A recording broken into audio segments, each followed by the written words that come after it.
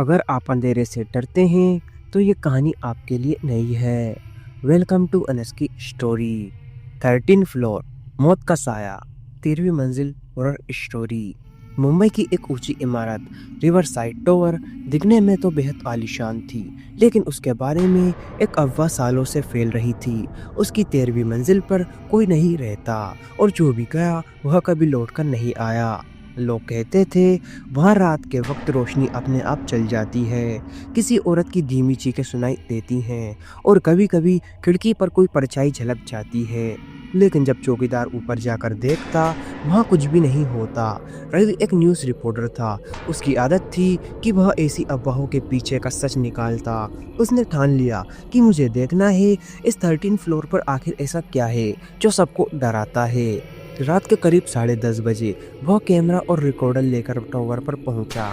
चौकीदार बूढ़ा था और उसने रवि को रोकने की कोशिश की। साहब, ऊपर मत जाइए, उस मंजिल का दरवाज़ा सालों से बंद है, जो भी वहां गया वह मारा गया। रवि मुस्कुराया।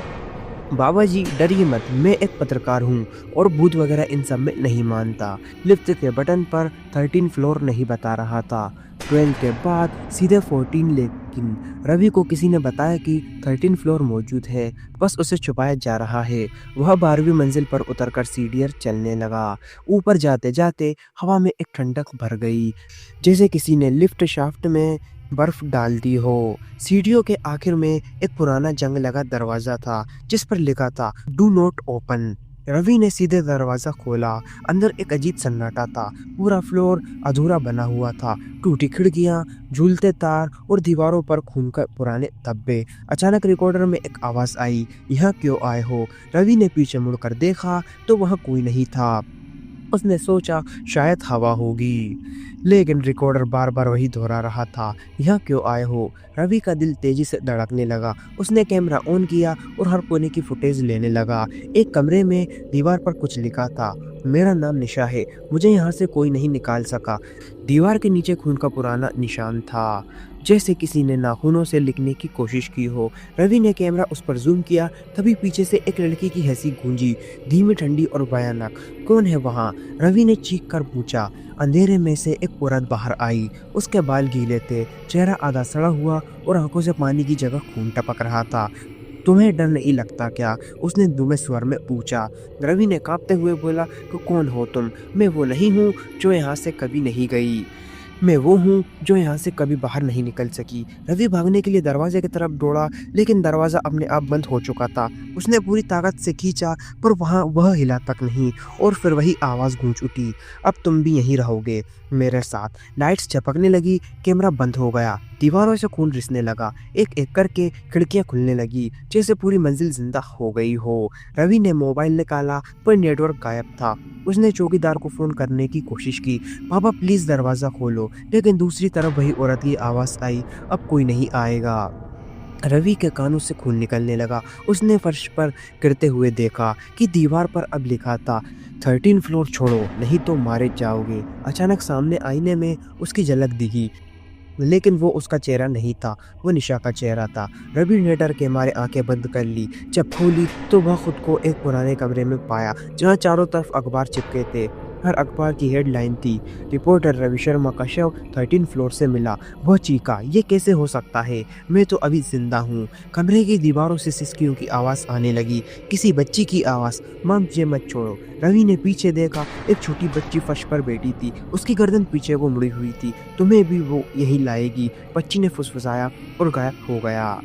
अब रवि की सांसें पूरी तरीके से भारी हो चुकी थी, हर तरफ अंधेरा फैल चुका था। अचानक बिजली चमकी और सामने वही निशा खड़ी थी। अब उसके हाथ में किसी का सर था, तो वही सर जो बिल्कुल रवि के जैसा लग रहा था। मैंने कहा था ना, अब तुम भी मेरे साथ मारे जाओगे। रवि ने डर के मारे दरवाजे की ओर छलांग लगाई, पर नीचे कोई फर्श पर नहीं था। वह सीधे अंधेरे में गिरने लगा, नीचे और नीचे, जब तक कि सब कुछ शांत नहीं हो गया। सुबह चौकीदार ने देखा 13 फ्लोर का दरवाजा खुला हुआ था। अंदर कैमरा पड़ा था, लेकिन रवि ने कहीं नहीं था। फुटेज चलाई गई, उसमें आखिरी सीन में रवि चिल्लाते हुए गिर गया।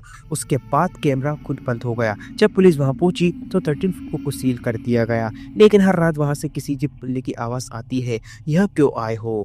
लोगों ने टावर छोड़ दिया, कोई भी उस मंजिल के पास नहीं जाता। कुछ महीनों बाद एक नई बिल्डिंग बनी, लेकिन बनते समय मजदूरों ने शिकायत की, साहब वहाँ ऊपर कोई है जो हमें धक्का देता है, धमकाता है, कोई औरत रोती है। इंजीनियर ने हंसते हुए कहा, अरे वो तो पुरानी अफवाह है। पर रात में वही इंजीनियर नीचे पाया गया। उसकी आंखें खुली थी, जैसे उसने बहुत कुछ भयानक देखा हो।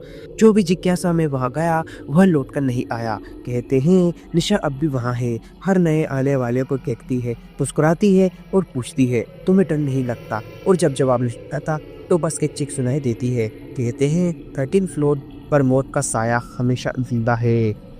अनस की स्टोरी।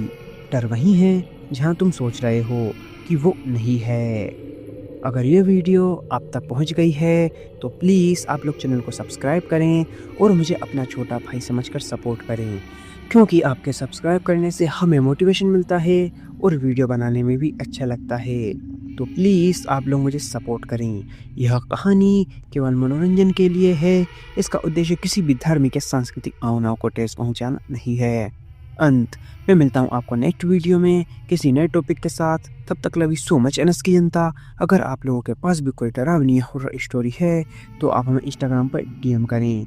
जय हिंद, जय भारत। अगर आपको वीडियो अच्छी लगी हो तो प्लीज़ वीडियो को लाइक करें और चैनल को भी सब्सक्राइब करके बेल नोटिफिकेशन को ऑल पर प्रेस कर दें। Thanks for your watching.